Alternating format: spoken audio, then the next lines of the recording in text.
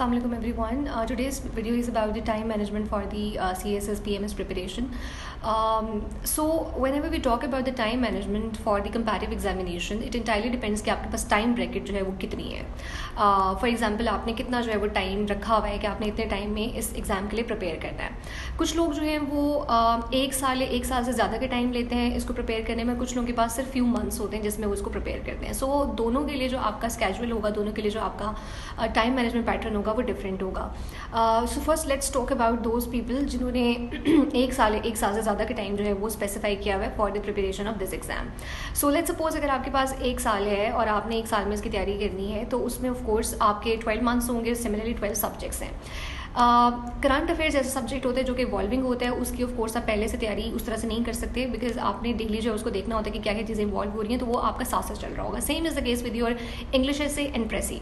सो आपने precis composition और English एसे को भी साथ साथ लेके चलना होता है. लाइक डेली बेसिस के ऊपर आपने जो है वो एसे लिखना है या एसे की आउटलाइन लिखनी है और डेली आपने एक आधी प्रेसी ज़रूर करनी है.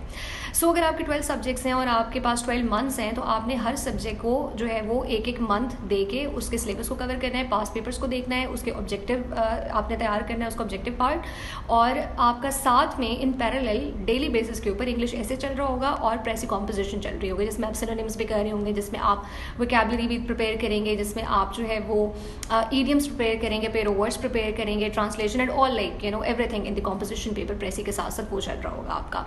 सो वी हैव डिटर्मिन कि अगर आपके पास 12 मंथ्स हैं तो 12 मंथ्स में आपने CSS के एसे और प्रेसी को साथ लेके चलना है.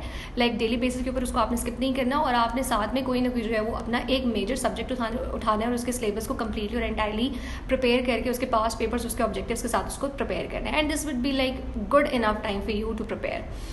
Now secondly for those people जिन लोगों के पास कुछ मंथ्स हैं, लाइक 6 मंथ्स से 7 मंथ्स के ब्रैकेट है, 6 मंथ्स के ब्रैकेट है लेट्स से, और वो उसके अंदर प्रिपेयर करना चाह रहे हैं, उनके लिए भी यही होगा कि आपने करंट अफेयर्स क्योंकि इवॉल्विंग है तो वो आपका साथ साथ चल रहा होगा.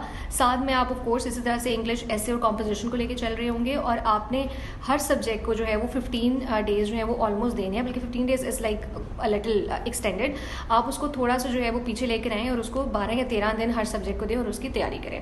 अब उसमें ये होगा कि आपके बहुत से सब्जेक्ट्स ऐसे होंगे जिनके सिलेबस भी छोटे होंगे और जिनको तैयार करना भी आसान होगा, जो कि आपके जेनेरिक सब्जेक्ट्स हैं. फॉर एग्जांपल आपका सोशियोलॉजी है, क्रिमिनोलॉजी है, जेंडर स्टडीज़ है. ये वो सब्जेक्ट्स हैं जिनके सिलेबस भी छोटे हैं और जिनका जो है वो आपने प्रिपरेशन करने में आपको बहुत ज़्यादा टाइम नहीं लगेगा.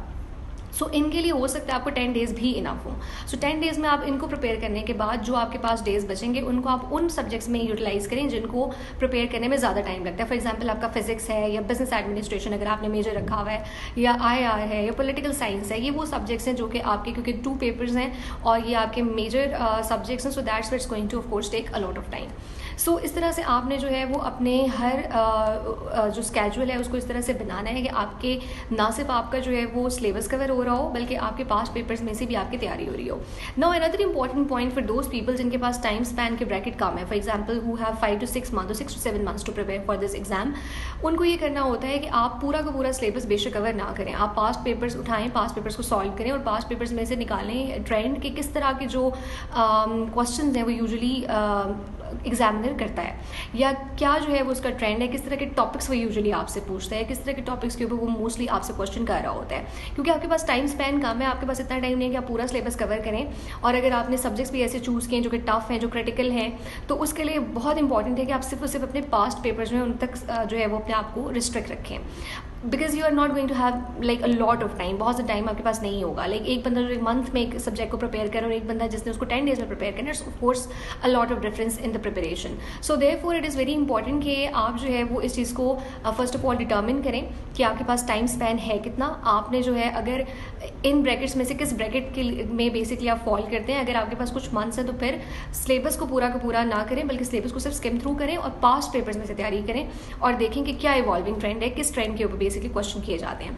More over it is very important कि आपके जो गोल्स हो वो बहुत स्मार्ट हो. फॉर एग्जाम्पल अगर आपने अपना डेली स्केड्यूल बनाया हुआ है तो यू मस्ट नो कि it should be very specific, it should be measurable, it should be attainable, it should be time bound.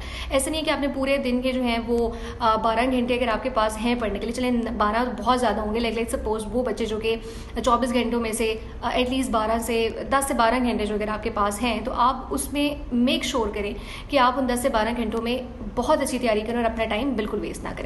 I hope it is helpful.